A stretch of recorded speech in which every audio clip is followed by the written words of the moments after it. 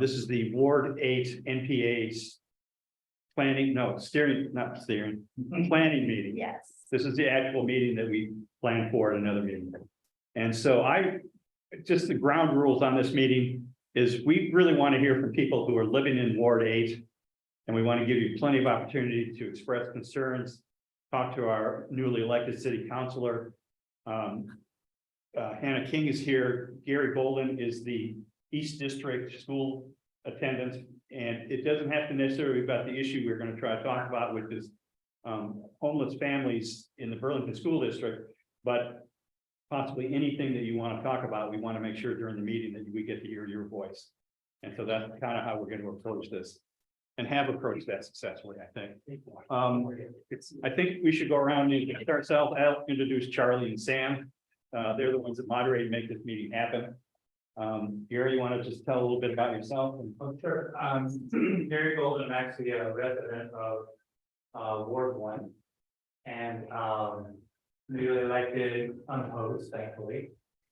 Lucky Good you. for yeah. School commissioner for East District. And I'm a former employee of Burlington School District and feeling the weirdness of that each time I attend a meeting. But as soon as I'm official, I'll put out ways for you to contact me. I'll start posting probably semi-monthly audio and written newsletters for people, and you'll be able to post questions to me, and I'll get back to you. I'm Bill Church. I'm moderating today. I'm part of the steering committee. I live on Bradley Street. That's probably all you need to know. Tim, you want to introduce yourself? Yes, hi, I'm Tim Doherty. I am the councilor-elect for the East District, and I live on Colonial Square over Ward 1. Hi, everyone. My name is Romeo. I am the Station and Customer Service Supervisor for Green Mountain Transit. I am also part of the NPA here for Ward 8. I'm Susanna. I'm a UVM student and I'm a Ward 8 resident at 348 College. Hi everyone, I'm Hannah. I am the counselor-elect for Ward 8 and I also am a College Street resident. And Brenya, I recognize your name. Do you want to introduce yourself briefly?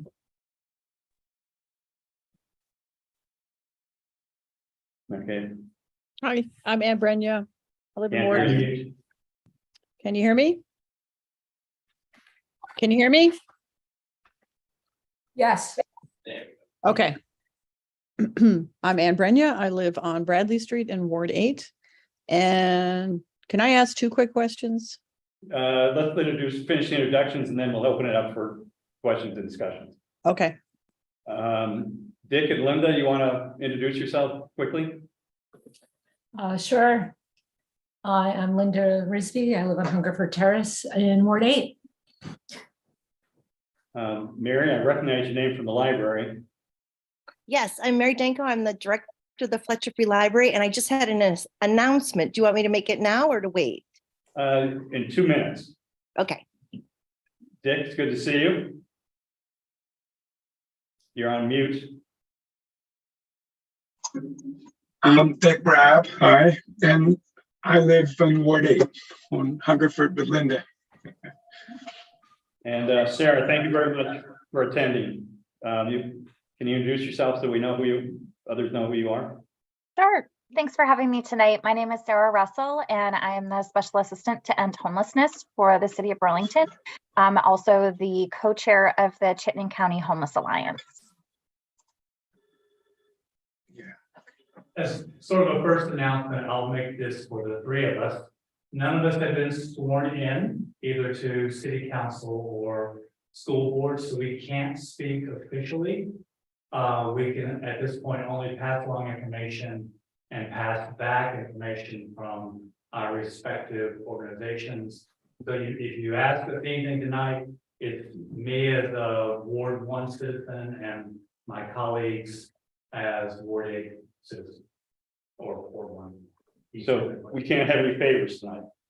No, can't make any promises. Understand that. Mary, you want to tell us something good about the library? Sure. Well, I actually have a request. It's always great at the library. But we are looking to do our strategic plan refresh. Oh, I love it. We're looking to do our strategic plan refresh, and we need input from the community on what they would like to see. So very quickly, if I could just give you the URL to go and fill out our survey. It's very simple. It's 4 questions. Will take under 10 minutes. It's fletcherfree.org/survey. And if you wouldn't mind putting that out in your minutes, that would be great.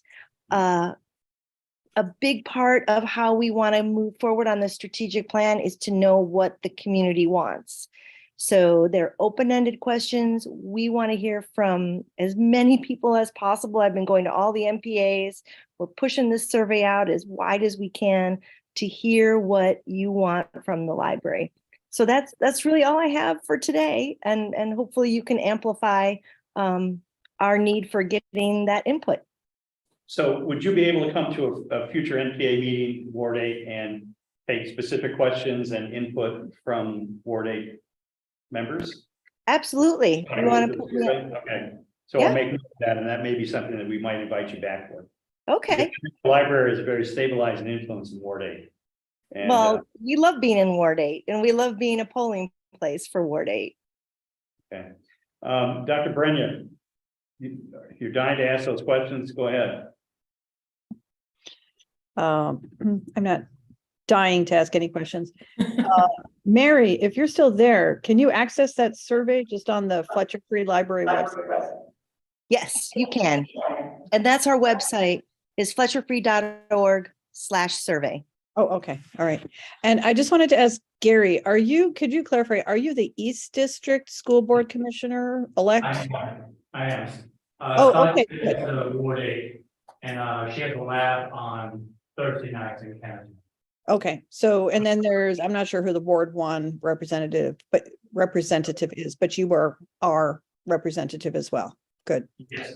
Yeah. And I was going to ask the steering committee members, have you given any thought to reuniting with Ward 1 for the NPA meetings? I have. I can just speak for myself. I don't want to. I think that our voice gets lost at Ward 1. I think those meetings tend to drag on for reasons other than important business in the wards. And having attended those meetings for a while, I don't really feel like they represent Ward 8. And I think part of that was actually shown in the redistricting, where our attempts to work with other people to improve our ward were kind of undermined at the last minute. So I have you're in Ward 5. But what? No, you're in Ward 1. I'm Ward 1. Maybe with change of leadership in Ward 1, things have changed, but I'm not in favor anyway. I live in Ward 1, but I'm East District, so I represent you guys too. Yep. What do you think, Ann? Should we reignite? You were a member of that for a long time. What do you think? I just think it would make it much easier for the city councilors and the school commissioners if Ward 1 and 8 met together. Linda, you also were a part of that. What do you think?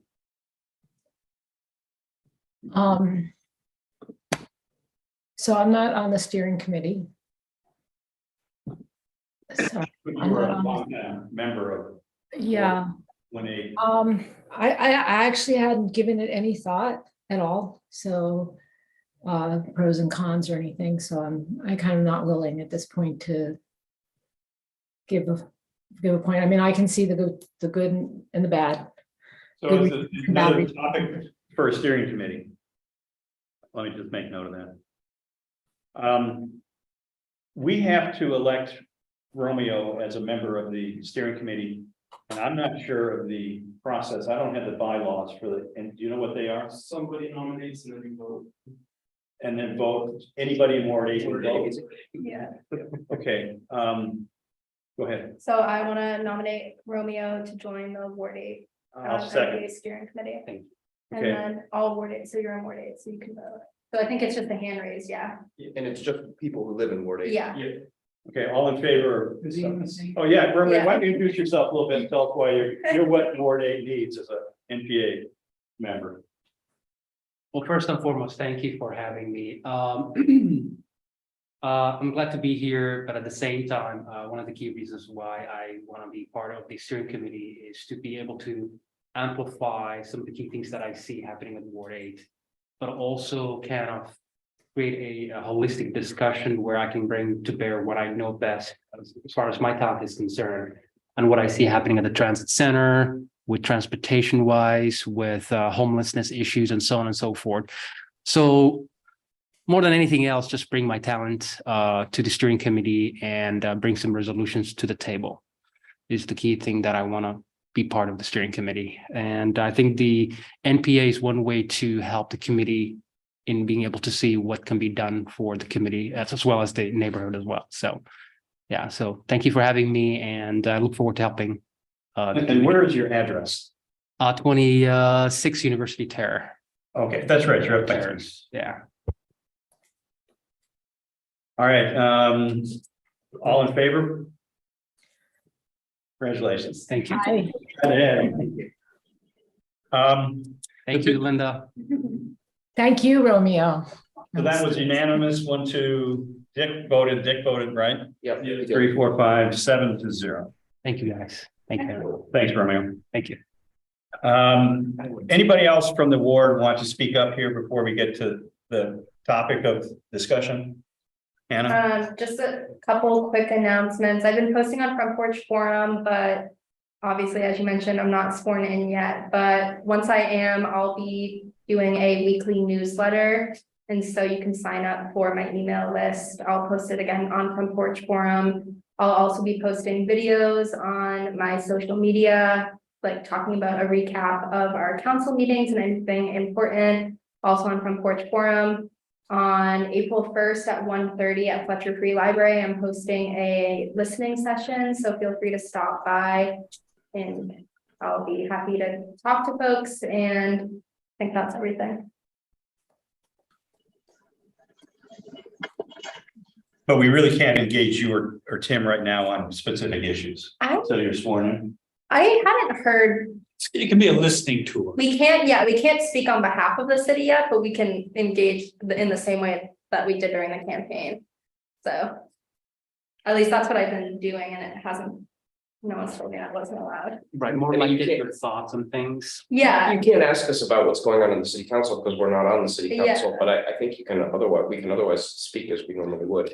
Unless it's something of public record. yeah, we aren't an entity of the city yet, technically. So I would just like to throw out there as N of 1, it's just me, and other people feel differently around Ward 8, that part of the problem that we have had as longtime residents of Ward 8 is being listened to by our city council people. And we had reached out many times. We don't expect people to agree with us, but to at least listen to us. Yeah. And that was never happening. And near at the end, we were told everything. And I can read newsletter after newsletter about how it was going to be. But there was never any opportunity for us to have input or to build a relationship that we could, move forward together with our city council people. And subsequently, they felt whatever they felt and it disappeared. And so hopefully we can maybe change some of that now. I hope it would be my hope. Can I ask you a question? Sure. So was there a time, you and Ann have been longtime Ward 8 folks, was there a time when your relationship with your city council person, whether it was the district city council person or the ward specific or both, was different, and what made it successful? Because I don't think either Hannah and I want to reinvent we don't want to reinvent the wheel. So we'd rather go back to an old successful practice and then maybe riff on it a little bit, but Ann and Linda can weigh in on this.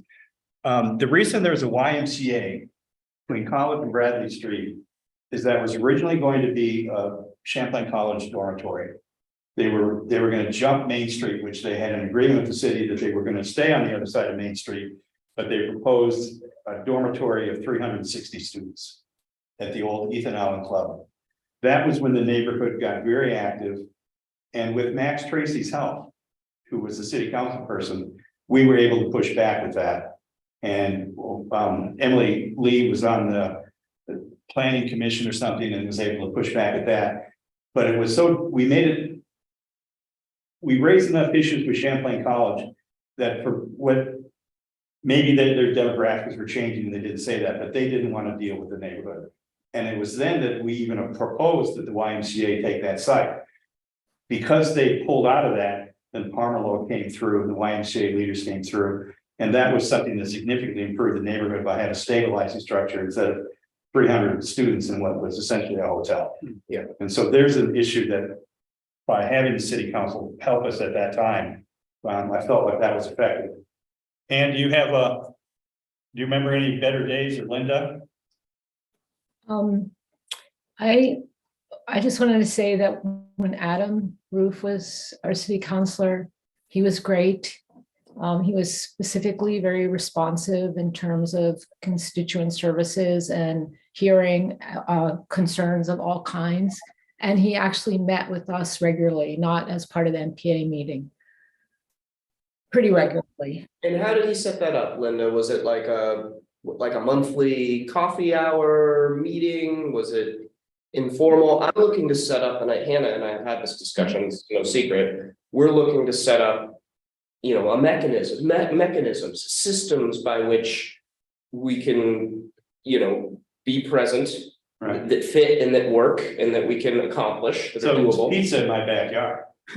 Yeah, so I think with Adam, we were meeting regularly and we invited him. I think that was what usually happened. And it was really productive. So I think we kept meeting. That doesn't mean that that's the mechanism it has to be. Yeah. But that's, we have a kind of little neighborhood association, which I don't think we necessarily have to be exclusive about, but before, when we were part of Ward 8, we were, we had this Buell Street community. So that was what it was then, but it doesn't have to be that way. Could work again, I suppose. Okay.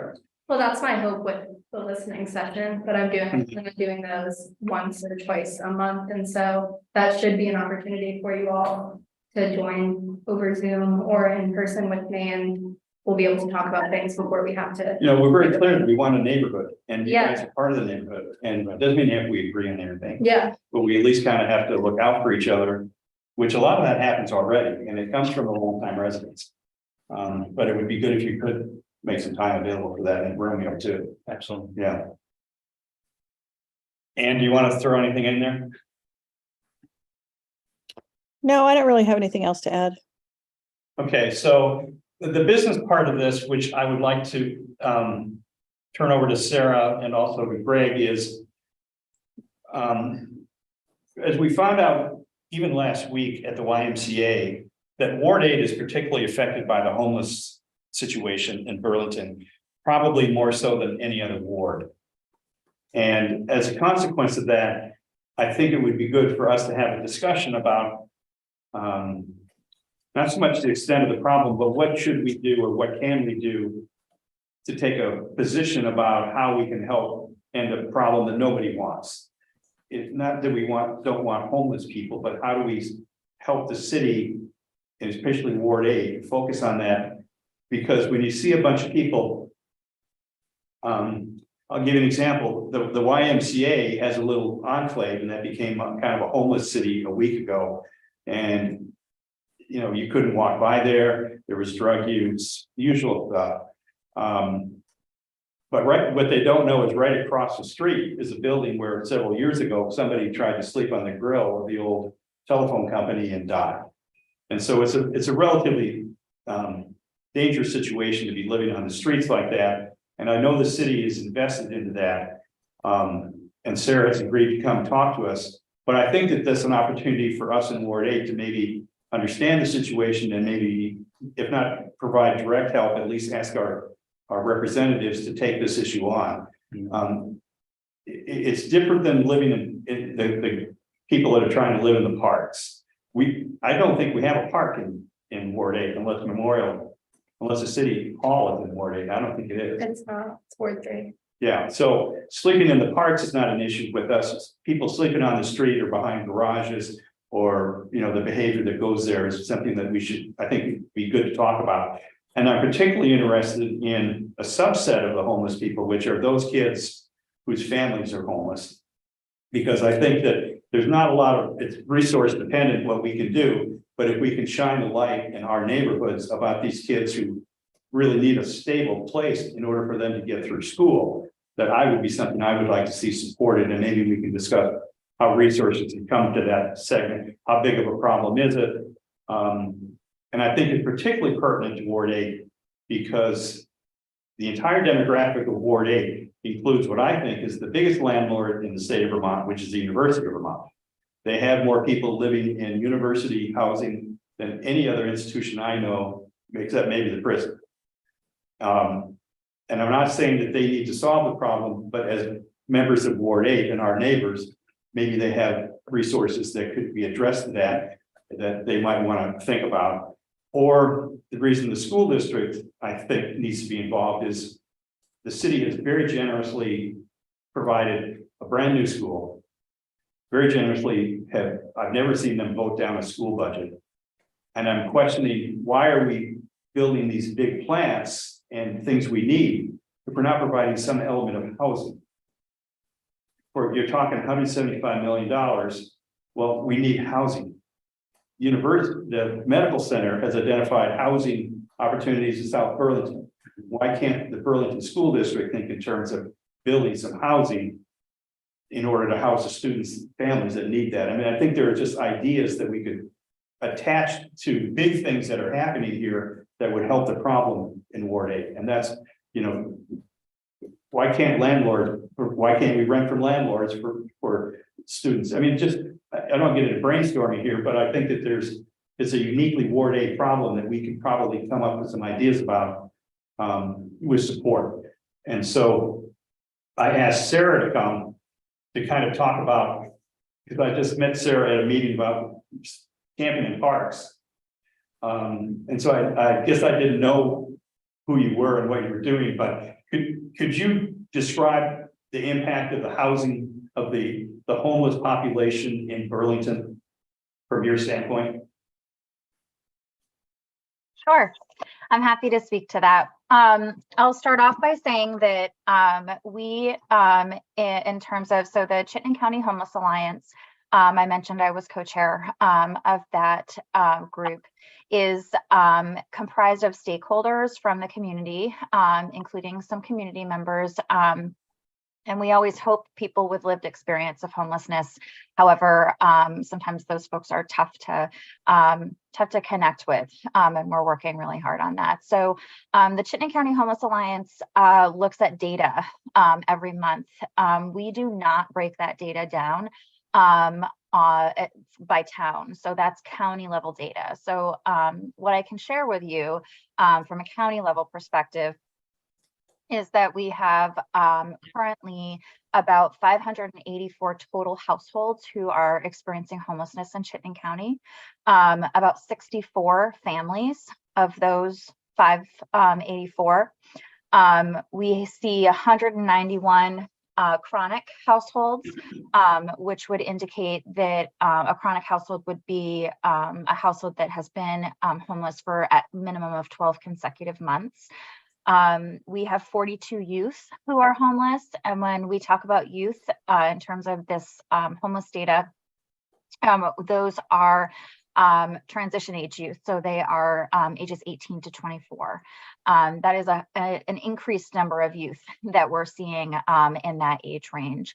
Additionally, we have, I think, 34 veterans who are homeless. So that 584 is kind of, we break down into those subpopulations that I just mentioned. We have 218 households that are in the transitional housing program in motels. There are no motels in Burlington. Those motels are in Williston, Shelburne, Colchester for the most part, and in South Burlington. So those families that are in households that are in motels are not in Chittenden County. We also have an additional 126 households that are in the Adverse Weather Conditions Program, or AWC. They entered that stay sometime after December 15th and were supposed to be exited March 15th. However, I don't know if you've been following this at all. I sort of breathe it lately, but there has been a budget adjustment that has gone through without governor's signature to extend both the transitional housing program and the adverse weather motel programs through either May 31st or June 30th, depending on eligibility. So what I will say about Burlington specifically is that Burlington sees the highest number of unsheltered homeless. And so when we say unsheltered, we refer to people who are sleeping rough, camping tents, parking garages, bus shelters sometimes, garages, storage units, vehicles. For the most part, we see the highest concentration of people sleeping in what we call places not meant for human habitation, is the HUD definition. We see the highest concentration of those folks in Burlington. So I think that that's really what many of you are seeing. Bill, you mentioned the Memorial Auditorium. There were folks there that they were kind of moved out of there. They moved down the street to the YMCA. Sometimes there are tents around some of the parks, such as in the Urban Reserve, for example, down in the waterfront, and some of the other parks, occasionally Callahan, and not Smalley so recently.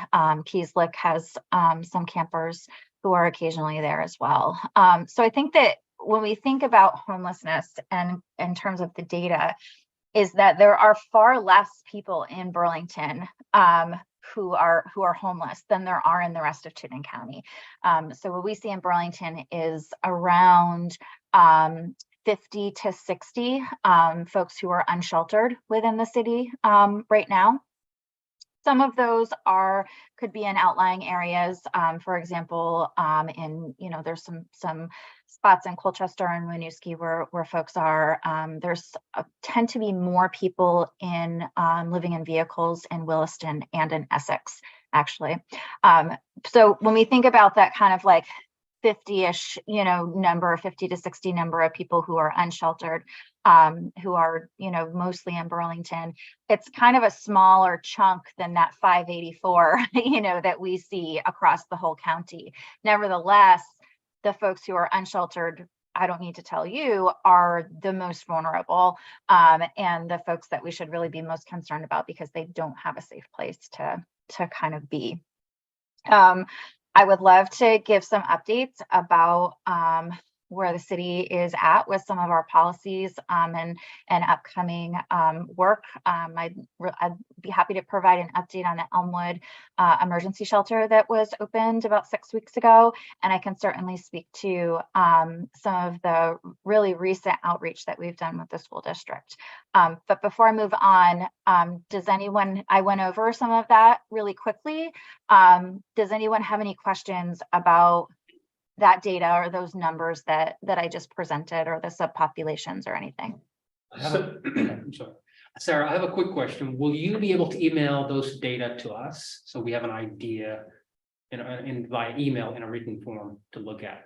So I can do that for sure. I can also direct you to the Chittenden County Homeless Alliance website, where we have current meeting minutes from the steering committee meetings, and current data is posted on that website. And we do look at that data once a month at the steering committee meetings. All of the meetings are open to the public, so anyone is welcome to join. We meet the first Thursday of every month from 9 to 11 at Contoy's. There's also a virtual option that's so far less than ideal, but but you're welcome to join virtually as well. So I can certainly follow up with some slides on that data, but also just so you know, in the future, if you're curious about that, you could find that on that website as well. So I'd like to make the point that probably Ward 8 is the best ward in the state of Vermont at finding places to live. Right? Every time that students turn over, they're scattering around looking for apartments. So that's something that I think is unique to Ward 8 is that there's available housing, but you have to kind of know about these things ahead of time. You have to be tapped into that, but students are very good at that, right? Now, they may have 6 or 7 people in an apartment for 4, but that kind of housing, it sounds like you have resources. And could certain properties be identified as not homeless shelters, but as transition housing for families with children who need a stable environment near the bus stop, near Edmond School, near City Market? If we were able to find that kind of housing, is there support for it through your office? Support meaning, Pay the rent. well, so the city of Burlington doesn't provide housing subsidy. We Who do pays have for all the hotel rooms? I'm sorry, who pays for the hotel rooms? the state of Vermont. Okay, so what about that funding? Would that be available in Burlington for So families? the Children? state of Vermont does have a new, they have a temporary rental assistance program for families. It's called the Homes Voucher Program. And that provides up to 12 months of rental assistance for families. So that is a voucher for a family to move into an apartment. I think that one of the challenges we see is that there is a huge lack of affordable housing. And one of the main challenges around affordable housing, especially in a college town, is that when you have, like you're saying, 6 or 7 or 8 college students living in a 4-bedroom home that really would be suitable for a family, is that their parents are co-signing on that lease, and they're able to have really good credit. They're able to each pay $1,000 for each bedroom that their student is staying in a month, which raises the rent, right? So if you have 6 kids living in a 4-bedroom and the rent is $4,000 a month, broken down by 6 individual families, they can pay for that. But looking at that same apartment at that same rent cost for a family that may be a single earner family, for example, that's completely out of reach. In order to use rental assistance, whether that is HUD rental assistance or rental assistance from the state, the rent for the apartment needs to fall within the fair market rate, which means that it needs to fall within a certain threshold. And if the rent, and those are set every year by HUD, if those rents are too high, then you're unable to use a rental subsidy there. So this is anecdotal, but there is a house in Ward 8 that is owned by several people in the neighborhood that rent to an Afghan refugee family through the refugee resettlement program at sub-market rate. So to me, the issue is not how that's going to be paid for or what the rate is, but just the availability of a property that would be acceptable to housing standards for families with children. And so if we could identify that, could there be resource to maybe duplicate that effort, which has been done with the refugee resettlement program, but we would have to have a consensus of how we're going to find that housing, right? Yeah, and a landlord who will be willing to accept those households for sure. So, we have really tried. The Chittenden County Homeless Alliance has tried in the last year to expand our housing resources to private developers and private landlords. We have not had any success so far with private landlords. We have with 2 private housing developers, Summit Properties and Netty Properties and Development, have entered into agreements with the Chittenden County Homeless Alliance to accept up to a certain threshold of referrals for a couple of their new developments through coordinated entry, which is our system that allows access to housing resources. So there are some models around that, but we have not been able to formulate those same kinds of agreements with private landlords, in part because it would require them to, in many cases, lower the rents on their apartments in order to be eligible, in order for a family to be eligible to move in there. So I have tried to inquire from the school board how many families with students in the Burlington there are that are homeless, and I'm sure that number is a very difficult number to get, but I don't remember what it is, but I think it's around anywhere from 4 to 5 families at any given time. So we're not talking about a lot of apartments. We're talking about a unique population, which is really different than the homeless encampment population that have mental health, addiction problems. These are just families that maybe are related to some of these issues, but just need a place to stay so they can organize themselves with the support of possibly of the community. And it doesn't have to necessarily, but who can write the check and where can we find the housing? I don't know if that's something that can happen in Ward 8, but I see that as a way that we can help address some of the issue, which is one of the biggest issues in Burlington. Well, it's also like currently the rental market in Burlington is working off of a June 1st rental period. And so I know we had to sign our lease in October, but we had to give verbal confirmation by August for the upcoming June. And I think that's what a majority of folks, not just students, but other residents and long-term renters in Burlington are working with too. Like it's the year before you're committing to living somewhere. And so with the vacancy rate being so low as well, there's just not apartments available, unfortunately, to house folks that are experiencing houselessness. And so, I think until we get more housing, there just are not apartments to put people in. That's correct. You have to know about what housing is becoming available, and then you have to work and deal with the landlord. You know, you have to have a consideration that, yes, June 1st, but maybe that house should be rented by the school district. And, you know, the school district isn't in the housing business, but they are they provide buses, they provide meals, they provide social services to students. Well, maybe a few students need some housing. So I see that as an extension of the school system. But you're right, you have to hit the market at the same time, because you're competing against 8,000 college students. But I don't see it as I see it as something we could probably think about coming up with a plan. Yeah, I mean, I think that's a community housing model, right? Like that's an entity buying. Well, let's bring it to Ward 8. Yeah. Let's bring it down to the most local level we can do anything about. And maybe it's just one family, maybe it's 2 families, but at least I feel like we're doing something. Yeah. I have a question for Sarah again. How are the pods going? Are you involved in any way or shape? And what can Ward 8 do with some similar effect, if possible? Thanks for asking that, Romeo. I want to definitely talk about the Elmwood Community Shelter. Currently, there are 33 guests staying at the shelter, so we're at capacity. Our capacity is anywhere from 30 to 35. And we are at capacity with 32 guests on site. We had one guest actually within a few weeks of moving into the shelter community was able to secure permanent housing and has since transitioned out of the shelter. And we experienced our first turnover of a shelter unit this month, which was exciting. I knew it happened really quick, so that was great. So there. The CHT, as you know, is the operating partner, and things are going really well. We've had some, a couple challenges here and there with, behavior or whatever, but they've been remedied right on site by staff. They, have not needed to engage law enforcement in any way, and have been able to really manage any kind of behaviors or challenges or conflicts that happen right on site amongst staff.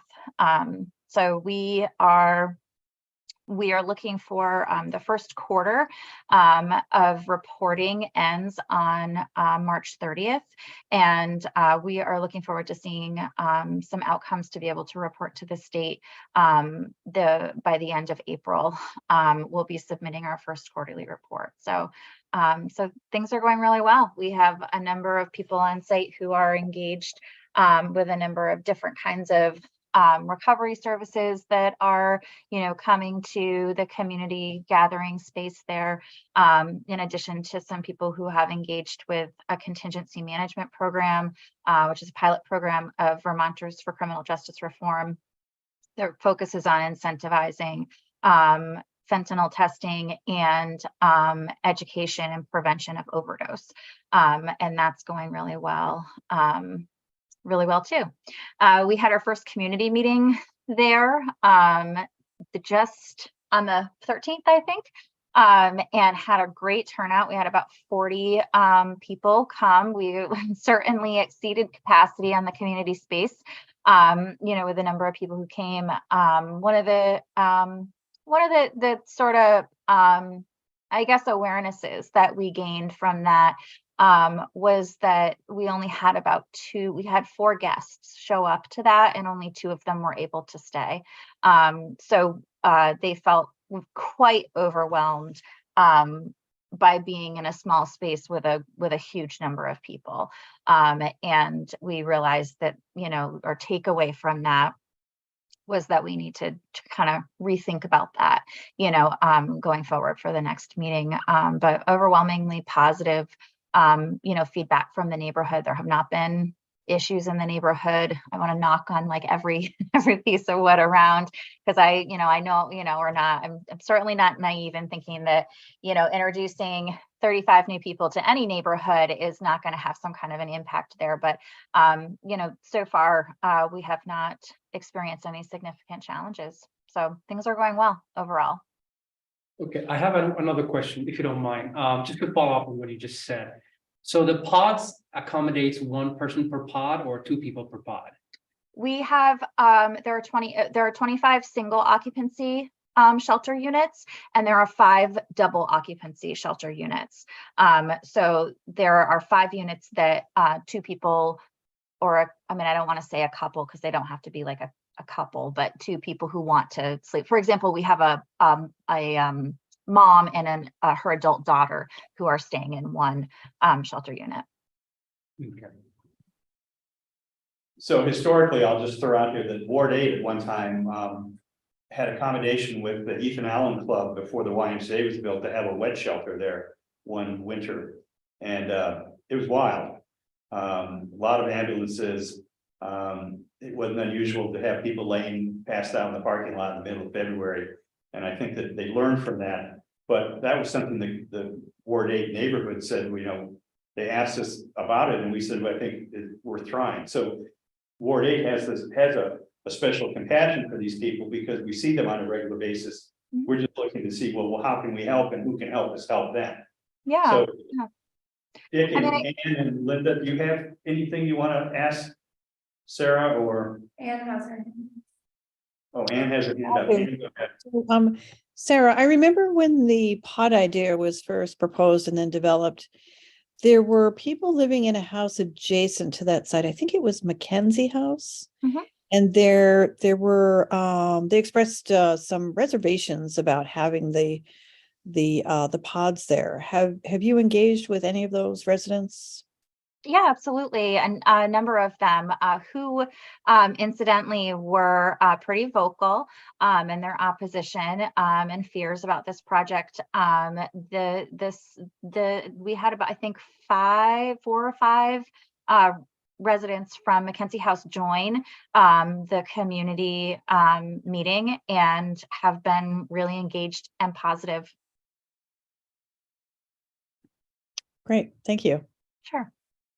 Linda or Dick, add anything? Go ahead, sir. No, Sorry. I really support trying to do something. I feel like the problem is really big, and I don't think a town can solve it. I'm glad that you're working, Sarah, with the county and that there's state programs. I don't know. Maybe there's not enough charitable organizations. Maybe there used to be more of that, or but it just seems like if I can put it this way, I'm not, necessarily pointing only to this, but, the distribution of income just gets worse and worse, and opportunities and hope for the future, it's really changed during my lifetime from when, say, I was in my 20s versus now. I'm not talking about recessions. I'm talking about something else. And,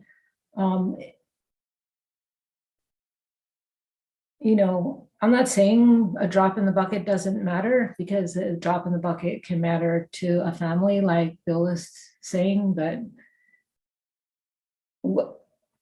this seems like a really huge national problem. Even if there's not enough housing. I mean, literally, there's not enough housing, not just for homeless. There's not enough housing for people otherwise, right? Who aren't homeless, right? They have to pile up together or go be living with their families because they can't afford to live alone. So I don't know if could you just maybe address this issue in the larger context? Yeah, I can for sure, Linda. I think as I listen to you talk, I hear kind of in your voice where kind of what all of us feel, which is like this problem is overwhelming, and it feels like it's so big, and I think that you're right. So there's a recent HUD report that came out. It was utilizing 2022 data. We won't have the 2023 data available until the next probably month or month and a half. But according to the 2022 data, Vermont has the second worst rate of homelessness, the second highest rate of homelessness per capita in the entire country, second only to California. So when we think about it in those terms, what you're feeling is absolutely validated and backed up by the data. I think that what we are doing is coming together as a whole county. And I know that there was a real focus, or you wanted to have more of a focus tonight on schools and families. And I wanted to share with you that we have done some very recent outreach. I've been working really closely actually with Mayor Christine Lott from Winooski. Winooski, I can tell you, is seeing a tremendous challenge with both homeless families within their school district and families who are at risk of losing homelessness or housing insecure or housing unstable. We would refer to that. And in response to that, we've held a couple of roundtable meetings with the Winooski School District and some housing resource providers and housing providers. And we've decided to dedicate a good chunk of our April Chittenden County Homeless Alliance meeting to discussing with both Winooski School District and with Burlington School District sort of what they're seeing with families. I don't know if any of you happened to see the recent Burlington Free Press article that talked about a really innovative and I think amazing. So Bill, when you're talking about what the school district can do, maybe the school district can't rent apartments, but they're in the Champlain Valley School District. They have actually employed a full-time housing, or she's called a family assessment coordinator, and she's doing full-time housing case management with families within the Champlain Valley School District. She put together an assessment, and I think it covers her first 10 months or first 11 months in her position. And found that she interacted with 90 families within the CVSD, and found that 41 of those families that she interacted with were not connected to any other services in Chittenden County and were either homeless, doubled up, or housing insecure. That equated in CVSD, which is the largest school district in the state, and in some cases, pretty affluent school district compared to others, that roughly 1 in every 38 students within the school district is either homeless or housing insecure. And that's like incredible data that we have now. Her position has been proved to be so vital in their work. And I really see that as a model, as a way that school districts can support families. They can dedicate a staff person, a social worker, to be able to focus specifically on these housing resources for families. We can't ask teachers or guidance counselors or, you know, or mental health providers within the school district. I mean, what they're managing in terms of post-pandemic, you know, emotional and mental health challenges with the students that they're seeing is like profound. I have 3 children and, you know, I know that, you know, that the school is out straight. We can't ask them to know all of the housing resources and to be able to navigate these incredibly complex social service systems in addition to, you know, teaching our kids. And so when we think about what the school district can do, that's a really good example of how the school district is recognizing that there's a challenge. They don't know the full scope of it and resourcing a position to be able to measure the scope of it and to be able to respond to it. So in the time we have left, I'd like to hear from UVM, our school district member and our Ward East District, your thoughts on this particular issue. You want to tell us about UVM? Sure. I mean, I definitely don't think I can speak to the Well, you're a social administration. worker. I am a social work major. I'm Ward 8, yeah, so I guess I'm UVM's voice. representative for that. Warriors not Um, just UVM. It's certainly not at all. Yeah, as a social work major, actually one of my field placements potentially could be working in line with the Burlington Housing Authority. I know a lot of my peers are certainly concerned about the care for unhoused people in our community. In our curriculum, we constantly talk about, just as Sarah mentioned, basically the extremely challenging social services, like programs that we have in the state. I know also stuff with like COVID is going to be really scary. Once some of that extra funding, I believe that they put into like the motel housing program sort of comes out. That's at the top of my mind, but So if we pried a few rooms out of UVM, would the students there support families that might be living in those spaces? Where are those students gonna live? it's really just True. There's all. no housing. There's just not housing, and I don't really see. The administration at UVM already doesn't necessarily meet You students' have a needs, moral and obligation as a member of the community to support those needs in the community. They absolutely do. They don't though. they Well, don't. let's ask you about that. What about the school Yeah. board? This issue, the school board might take up or not? Yeah, they would take it up. The housing is not in our charter as such. We are really limited to the education and resources to provide that free and accessible public education by law, but to go farther than that is just, it's not really possible.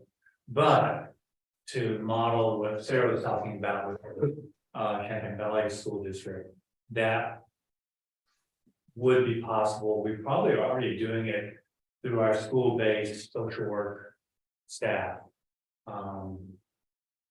I can check and I'll come back and fill you in on what we're currently doing. And then Sarah, I think I can come to the April meeting and become better versed about, you know, what our school could be doing. And your wife will probably be there from Winooski or Jean, one or the other. Yeah, so Sarah, my wife Kate is the principal of the Winooski Middle and High School.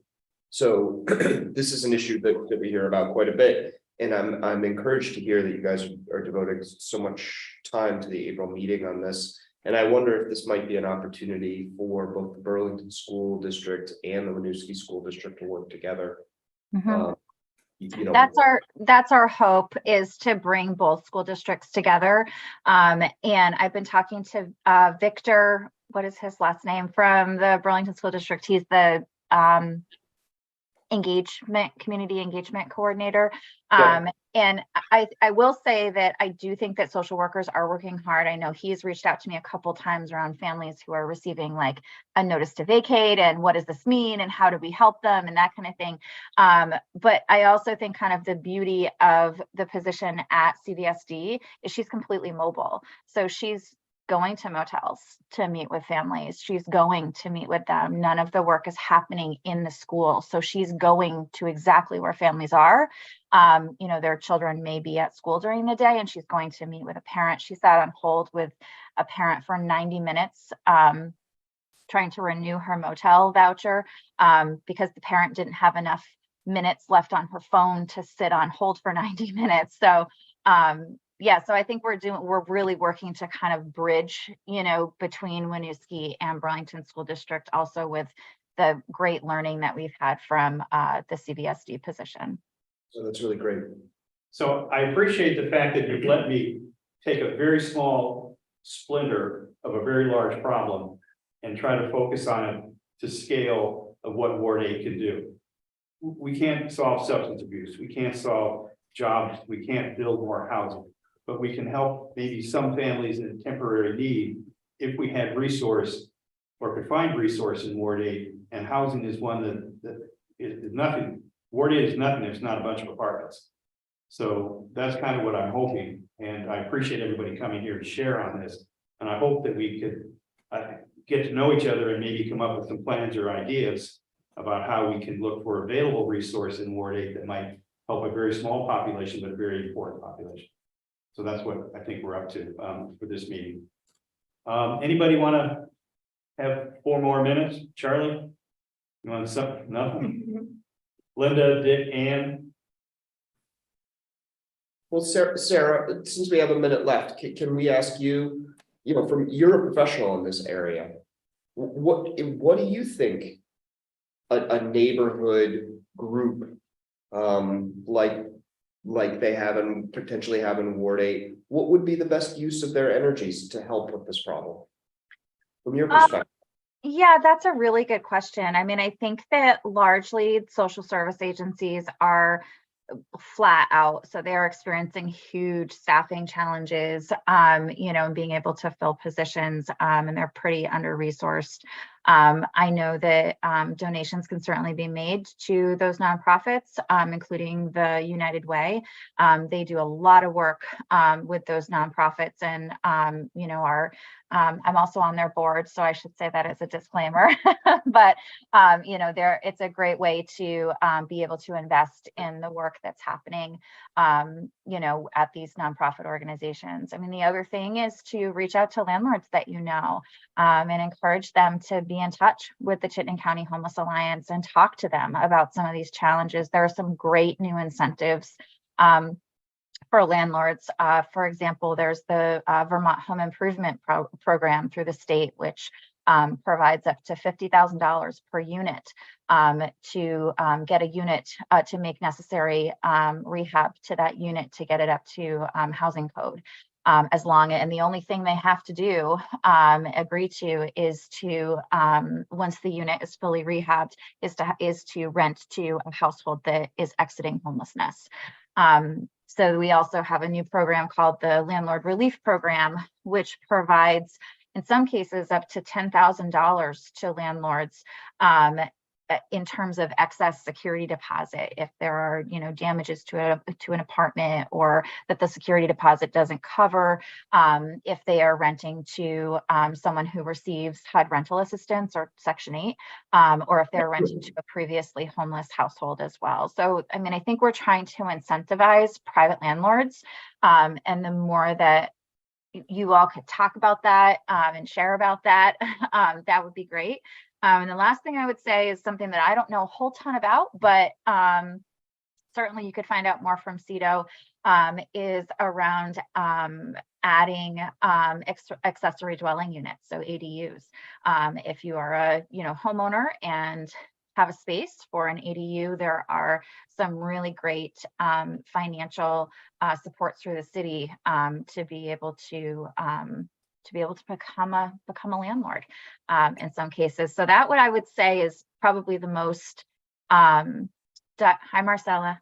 We've got 30 seconds, but I would say that what's important are the relationships that each of us have with each other to know what's going on. And I think that probably precedes that we have to have a nonprofit in order to handle the money. I think it's about who we know and the trust we have amongst ourselves that we can make do stuff that we don't have to depend on an organization to do.